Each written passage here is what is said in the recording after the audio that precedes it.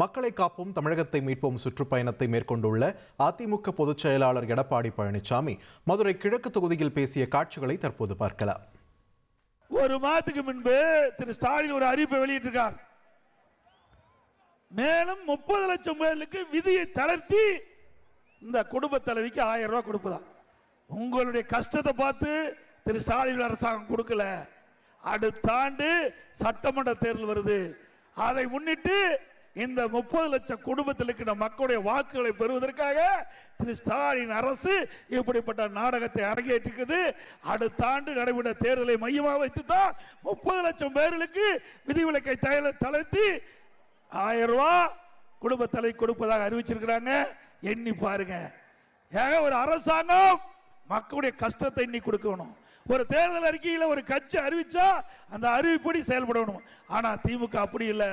தேர்தல் வருகின்ற வரை அவர்கள் மக்களுக்கு கவர்ச்சிகரமா பேசி மக்களை ஏமாற்றி தேர்தல் அறிக்கையின் மூலமாக ஆட்சிக்கு வந்தவர்கள் திராவிட முன்னேற்ற கழக அரசாங்கம்.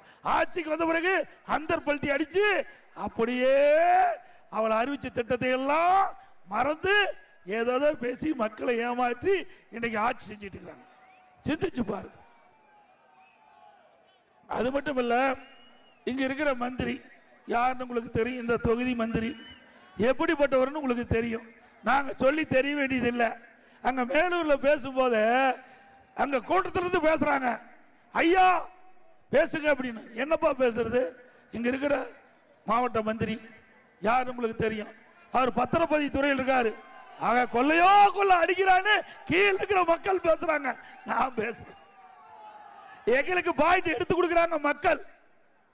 இப்ப ஏற்கனவே பிராந்தி கடையில் 10 ரூபாய்னு ஒருத்தர் பேர் வாங்கியிருக்கார். யார் உங்களுக்கு தெரியும்.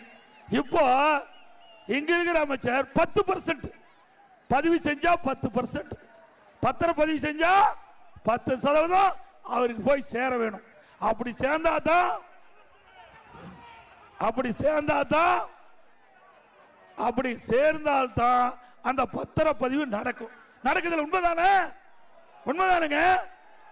மேலூர் மக்கள் சொன்னாங்க. பல இடத்துல நான் கேள்விப்பட்டது தகவல். அதன் அடிப்படையில் இங்க இருக்கிற அமைச்சர், துறையினுடைய அமைச்சர், பத்திரப்பதிவு துறை அமைச்சர் பத்திரப்பதிவு செய்கின்ற பொழுது அதற்கு 10% அந்த சப்ரிஸ் ஆபீஸில் கொடுத்தா தான் அந்த பத்திரப்பதிவு செய்ய முடியும். அப்படிப்பட்ட அவல ஆட்சி தமிழகத்திலே நடந்து கொண்டிருக்கின்றது. ஏழை மக்கள், நடுத்தர மக்கள் அவருடைய வீடுகள் வாங்கலாலும் சரி, நிலத்தை விற்பனை செஞ்சாலும் சரி 10% அவளுக்கு கொடுத்தா ஏற்கனவே கஷ்டத்தெல்லாம் வீடு விற்கிறான், கஷ்டத்தை தான் நிலத்தை விற்கிறான். அப்படி இருக்கின்ற போது அவர்கிட்ட 10% கமிஷன் வாங்கினா அவள் எப்படி வாழ முடியும்? திமுக ஆட்சி ஒரு அவல ஆட்சி என்பதற்கு இதுவே உதாரணம். அது மட்டும் இல்ல, தமிழகத்தில் 582 பத்திரப்பதிவு அலுவலகம் இருக்குது. 582 பத்திரப்பதிவு அலுவலகம். அதுல ஒரு வருஷத்துக்கு மேல பத்திரப்பதிவு அலுவலகம் இருந்ததே கிடையாது. ஒரு வருஷத்துக்கு ஒரு ஆள், அடுத்த வருஷம் இன்னொருத்தர், அதுக்கு அடுத்த வருஷம் இன்னொருத்தர். இப்படி 582 பேர்லையும் மாத்தி மாத்தி டிரான்ஸ்பர் போட்டு அதுல ஒரு அமௌண்ட், பெரிய அமௌண்ட் வாங்கிட்டு இருக்கிறாங்க. அண்ணா திமுக ஆட்சி வரும், கீழே இருக்கிற சக்கரம் மேலே வரும். அப்பொழுது இப்படிப்பட்ட ஊழல் எல்லாம் தோண்டி எடுத்து நடவடிக்கை எடுக்கப்படும். போன மாதிரி நினைச்சிடாதீங்க.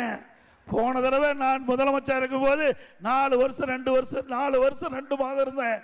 அப்பெல்லாம் எங்களுக்கு இது மாதிரி செய்வதற்கு மனம் இல்லாமல் இருந்தது.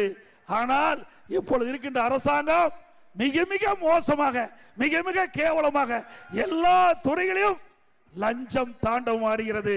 மக்களை வாட்டி வதைத்து இன்னைக்கு மக்களிடத்தில் பணம் பறிக்கின்ற சூழ்நிலை இருந்து கொண்டிருக்கின்ற காரணத்தினாலே இதை அனைத்து இந்திய அண்ணா திராவிட முன்னேற்ற கழக அரசு உங்கள் துணையோடு அடுத்த ஆண்டு வெற்றி பெற்று ஆட்சி அமைக்கின்ற பொழுது இதற்கெல்லாம் இன்றைய அமைச்சர்கள் பதில் சொல்லி ஆக வேண்டும். அது மட்டுமல்ல, இன்றைக்கு அண்ணா திமுக இன்றைக்கு எழுச்சி பயணம் நடத்துது. அதுல எல்லாமே நடத்த முடியாத அளவுக்கு இங்க இருக்கிற அமைச்சர் தொந்தரவு கொடுக்கிறார். எந்த வத்தல நாயும். நானும் முதலமைச்சராக இருந்தேன். எங்களுடைய ஆட்சியில யாருக்கும் தொந்தரவு கொடுக்கல. எங்க வேணாலும் கூட்டம் போட்டுக்க, எங்க வேணாலும் ஆர்ப்பாட்டம் போட்டுக்க. இன்றைக்கு தமிழகத்திலே அதிமுக ஆட்சி நான் முதலமைச்சர் இருந்த பொழுதுதான் அதிக போராட்டம் நடத்தினாங்க. ஜனநாயகம் அதை உரிமைக்காக போராட்டம் நடத்துறது, பொதுக்கூட்டம் நடத்துறது, அதெல்லாம் தடையே கிடையாது. அதை சந்திக்க தில்லு திராணி தெம்பு வேணும். அதெல்லாம் அந்த முதலமைச்சருக்கு இல்ல. பொதுக்கூட்டத்துக்கும் பர்மிஷன் கொடுக்க மாட்டாங்க, ஆர்ப்பாட்டத்துக்கும் பர்மிஷன் கொடுக்க மாட்டாங்க. அப்படியே எழுச்சி பயணமானா கொடியெல்லாம் பிடிக்கிட்டு போயிடுவாங்க, விளம்பர தட்டியெல்லாம் எடுத்துக்கிட்டு போயிடுவாங்க. இப்படிப்பட்ட அவல ஆட்சி தொடர வேண்டுமா? மக்கள் ஆட்சி தொடர வேண்டுங்களா? இன்றைய தினம் நாங்கள் சொல்றோம், எதுக்கு நாங்கள் அச்சப்பட்டது கிடையாது. நான் 10 முறை தேர்தல் நின்றுக்கிறேன், 10 முறை நான் தேர்தல் நின்றுக்கிறேன். அண்ணா திமுக அதிகமா தேர்தல் நின்றது நான் சட்டமன்றத்தில் நின்றுக்கிறேன், நாடாளுமன்றத்தில் நின்றுக்கிறேன். ஆக எங்க வீட்டில் உங்களுக்கு பாஜக பலிக்காது. ஆகவே அடுத்த ஆண்டு நடைபெற்ற சட்டமன்ற தேர்தலில் அண்ணா திமுக நிச்சயம் வெற்றி பெறும், ஆட்சி அமைக்கும்.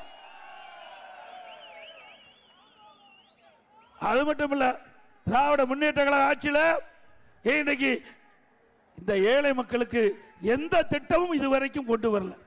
ஏதாவது ஒரு திட்டத்தை கொண்டு வந்திருக்காங்களா? இந்த மதுரை மாநகராட்சியில் ஒரு பெரிய ஒரு புதிய திட்டத்தையாவது கொண்டு வந்து இந்த மக்களுக்கு நன்மை கிடைச்சிருக்குதா? இந்த கூட்டம் பேசி முடிச்ச பிறகு அனைத்து இந்திய அண்ணா திராவிட முன்னேற்ற கழக ஆட்சியில் இந்த தொகுதியில் என்னென்ன திட்டத்தை அண்ணா திமுக ஆட்சியில் நிறைவேற்றப்பட்ட பணிகள் என்பதை புள்ளி விவரத்தோட சொல்றேன். இன்றைக்கு இங்க இருக்கின்ற அமைச்சர், இங்க இருக்கின்ற சட்டமன்ற உறுப்பினர் இந்த தொகுதி மக்களுக்கு என்ன ஒரு பெரிய புதிய திட்டத்தை கொண்டு வந்து அதனால் இந்த மக்கள் என்ன நன்மை பெற்றுக்கா என்பதை மட்டும் அமைச்சர் தெரிவிக்க வேண்டும்.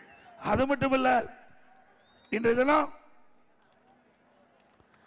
ஸ்டாலின் வெளிநாடு போயிருக்கார்.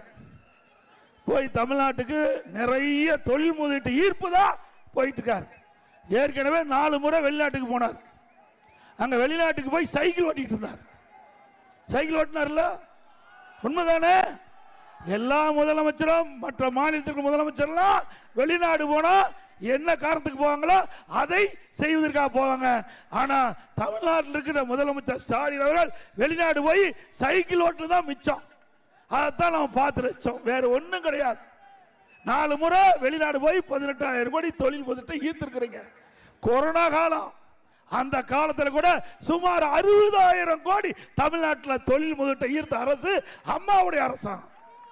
எப்போ ஸ்டாலின் வெளிநாடு போயிருக்கார், ஜெர்மன் போயிருக்கார். அங்க போய் 3,200 கோடி தொழில் முதலீட்டு ஈர்க்கப்பட்டு புரிந்துணர்வு ஒப்பந்தம் போட்டான்னு சொல்றாரு.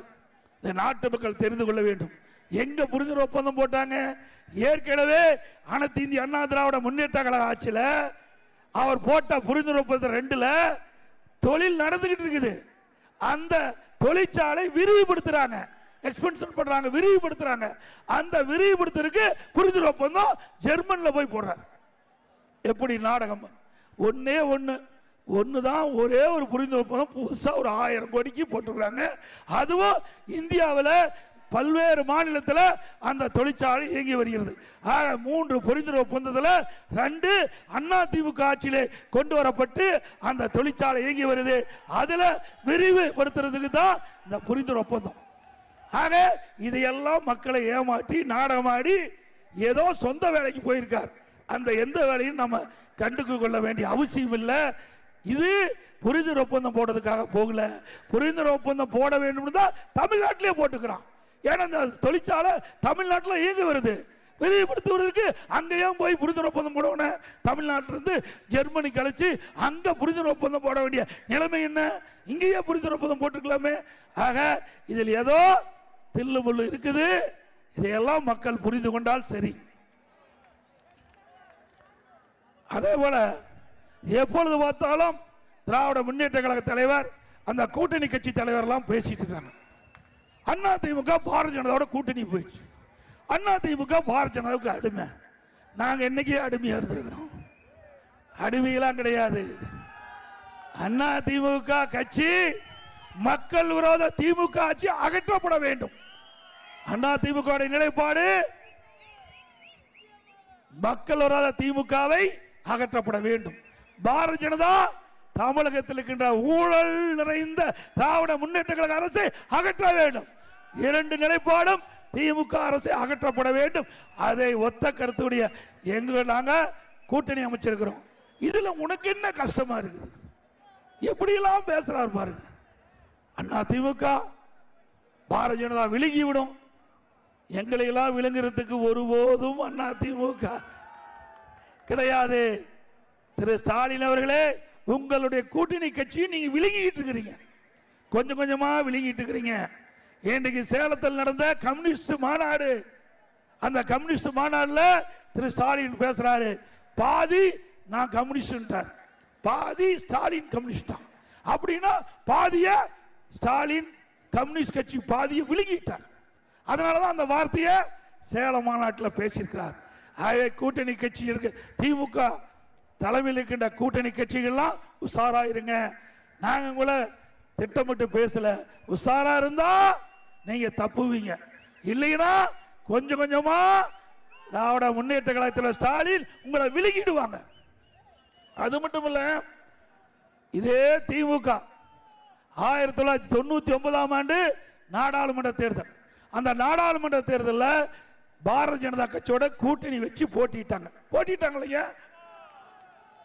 அப்ப திமுக பாரதிய ஜனதா வெற்றி பெற்று பாரத பிரதமர் அடல் பிகாரி வாஜ்பாய் அவர்கள் பாரத பிரதமர் தேர்ந்தெடுக்கப்பட்டு அந்த மத்திய அமைச்சரவையில் திமுக கட்சி சேர்ந்த திரு முரசொலி மாறன் அவர்கள் அமைச்சராக இருந்தார், மத்திய அமைச்சராக. மக்களை காப்போம் தமிழகத்தை மீட்போம் சுற்றுப்பயணத்தை மேற்கொண்டுள்ள அதிமுக பொதுச் செயலாளர் எடப்பாடி பழனிசாமி மதுரை கிழக்கு தொகுதியில் மக்கள் முன்பு பேசிய காட்சிகளை நாம் பார்த்தோம். இனி செல்லும் இடமெல்லாம் செய்தி. தந்தி டிவியின் வாட்ஸ்அப் சேனலை ஃபாலோ பண்ணினா செல்ல இருக்கும் இடமெல்லாம் செய்தி. இதோ QR கோட், இப்பவே ஸ்கேன் பண்ணுங்க, ஃபாலோ பண்ணுங்க.